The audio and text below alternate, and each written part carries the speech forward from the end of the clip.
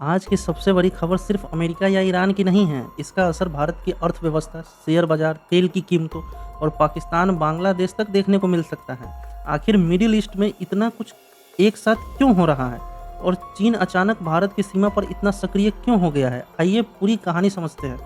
सबसे पहली बात मिडिल ईस्ट की करते हैं। अमेरिकी राष्ट्रपति डोनाल्ड ट्रंप ने ईरान पर एक बड़े प्रस्तावित हमले को आखिरी वक्त पर रोक दिया है, क्योंकि एक शांति समझौते की रूपरेखा बनी है जिसमें हॉर्मुज जल दमरू मध्य को खोलना और ईरान की परमाणु खतरा को खत्म करना शामिल है। यह इसलिए अहम है क्योंकि दुनिया का लगभग 5वां हिस्सा कच्चा तेल इसी रास्ते से गुजरता है और भारत अपनी ज़रूरत का करीब 85% तेल आयात करता है। यानी यह सीधा हमारी जेब से जुड़ा मामला है। लेकिन कहानी यही खत्म नहीं होती है। पर्दे के पीछे इजराइल और अमेरिका के रिश्तों में दरार दिखी है। सोर्सेस के मुताबिक नेतन्याहू और अमेरिका के उपराष्ट्रपति जेडी वैंस के बीच वाशिंगटन में तीखी बहस हुई है, क्योंकि जेडी वैंस पहले भी इजराइल नीतियों के सार्वजनिक आलोचना कर चुके थे। इसी बीच CIA और मोसाद ईरान के सर्वोच्च नेता खमैनी को ढूंढने में जुटी हैं, जो महीनों से सिर्फ हाथ से लिखे संदेशों से संवाद कर रहा है ताकि ट्रैकिंग ना हो सके। अब असली जंग की बात करते हैं। ईरान ने जॉर्डन के अल अजराक एयरबेस पर मिसाइल हमला कर 3 अमेरिकी F-35 फाइटर जेट को मार गिराने का दावा किया है। तीनों को नुकसान पहुंचाया है। जवाब में अमेरिकी सऊदी अरब ने इराक में संयुक्त हमला करके जिसमें 6 ईरानी सलाहकार समेत 20 लोग को मार गिराया है। सऊदी अरब का सीधे जंग में उतरना ही बड़ी बात है। उसने कहा कि हम तनाव नहीं बढ़ाना चाहते, लेकिन आक्रामकता का जवाब जरूर देंगे।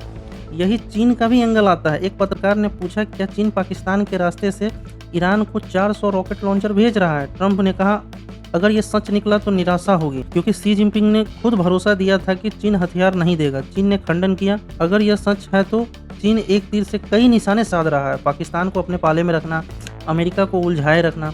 इसके बाद स्थिति और बिगड़ी। जॉर्डन पर ईरान के हमले के जवाब में अमेरिका ने फिर हवाई हमले किए। ट्रंप ने कहा, हम उन्हें बुरी तरह कुचल देंगे। हफ्ते भर पहले ही ट्रंप ने बमबारी रोकी थी, यानी शांति की उम्मीद बनते ही टूट गई। इसी उथल पुथल के बीच एक अलग तस्वीर भी है। अबू धाबी भारत में अरबों डॉलर का निवेश कर रहा है, बैंकिंग, हवाई अड्डा, नवीनीकरण ऊर्जा और डिजिटल क्षेत्रों में, क्योंकि भारतीय बाजार दीर्घकालीन निवेशकों को स्थिर और आकर्षक लगा है। इसके साथ गाजा से भी राहत की खबर आई है। ट्रंप ने हमास के हथियार डालने के समझौता का ऐलान किया है, जो चरणों में लागू होगा। अब दक्षिण एशिया की तरफ चलते हैं। थाईलैंड में 3 भारतीय पर्यटकों का अपहरण हुआ है। फिरौती मांगी गई है और गिरफ्तार भारतीयों ने कबूला है कि यह एक पाकिस्तान के कहने पर किया गया है।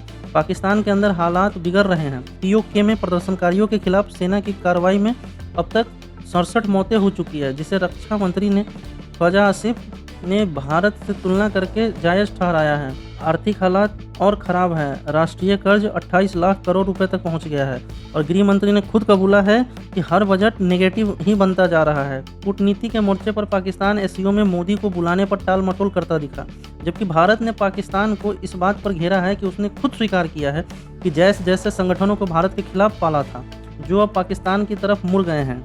इसी बीच बलूचिस्तान में कोयला खदान में धमाका हुआ है, जिसमें 32 मजदूरों की मौत हो गई है। बांग्लादेश में भी बड़ा सियासी संकट चल रहा है। पूर्व प्रधानमंत्री शेख हसीना ने कहा है कि जान का खतरा होने के बावजूद भी वह देश लौटेगी, लेकिन बांग्लादेश सरकार ने कहा है कि आत्मसमर्पण से पहले उन्हें गिरफ्तार कर लिया जाएगा।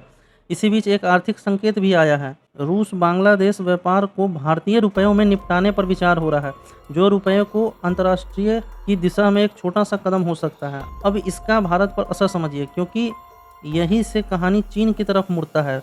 तिब्बत के लहासा एयरपोर्ट पर चीन का नया सीन 919 विमान उतरा, जिसका हाई एल्टीट्यूड वेरिएंट विशेषज्ञों के मुताबिक भारत के खिलाफ चीन की सिविल मिलिट्री फ्यूजन रणनीति का हिस्सा है। यह 150 से ज़्यादा सैनिक को सीधे लहासा पहुंचा सकता है। इतना ही नहीं, सैटेलाइट तस्वीरों में दमसुंग और होटान एयरबेस पर 12 चीनी फाइटर जेट जो भारत की दिशा में तैनात दिखे, जो लद्दाख से बेहद करीब हैं।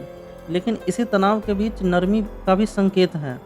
गलवान के बाद पहली बार शी जिनपिंग सितंबर 2026 में ब्रिक्स सम्मेलन के लिए भारत आ सकते हैं और भारत चीन ने नथुला रे से 2000 साल पुराना सीमा व्यापार फिर शुरू किया, जिसे सिल्क रूट भी कहते हैं, भारत और चीन के बीच का। ग्लोबल मार्केट में भी हलचल रही। दक्षिण कोरिया के कोस्पिआई इंडेक्स ने टेक रैली के दम पर इतिहास की सबसे बड़ी एक दिनी बढ़त 17% दर्ज की है। उधर अमेरिकी ट्रेजरी सेक्रेटरी का वायरल ट्वीट लिस्ट से संकेत मिला है कि अमेरिकी कमजोर येन को सहारा देने का योजना बना रहा है। अब भारत पर सामरिक तैयारी की बात करें तो स्वदेशी स्टेल्थ फाइटर जेट आमका का रोल 2027 के अंत तक प्रस्तावित है, जो रडार से बचने में सक्षम होगा।